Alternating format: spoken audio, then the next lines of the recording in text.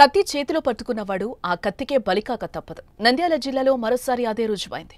Rowdy sheeter Alluri Venkatasai alias కవ్వాసాయిని దారుణ హత్యకు గురయ్యాడు. హత్యా కేసులు, హత్యాయత్నం కేసులో నిందితుడిగా ఉన్న కవ్వాసాయిని ప్రత్యర్థులు హతమార్చారు. మసీదుపురంలోని ఓ వెంచర్ వద్ద వెంటాడి మరీ కత్తులతో నరికి చంపారు. శుక్రవారం ఈ హత్య జరిగింది.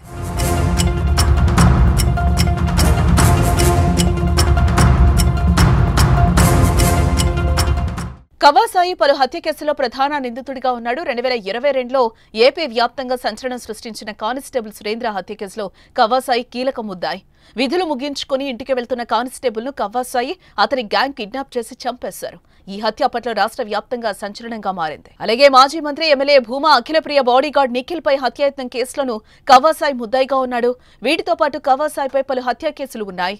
దీంతో పాత గొడవల కారణంగానే కవ్వాసాయిని హత్య చేసినట్లుగా తెలుస్తోంది. సమాచారం అందుకున్న పోలీసులు ఘటనా స్థలానికి చేరుకుని మృతదేహాన్ని పరిశీలించారు. అనంతరం కేసు నమోదు చేసి దర్యాప్తు చేపట్టారు. కేసుల్లో ఉన్నాడు. దానిపైన ఎవరు చంపారు అనేటువంటిది క్లారిటీ రావాల్సి ఉంటుంది. విచారణ చేసి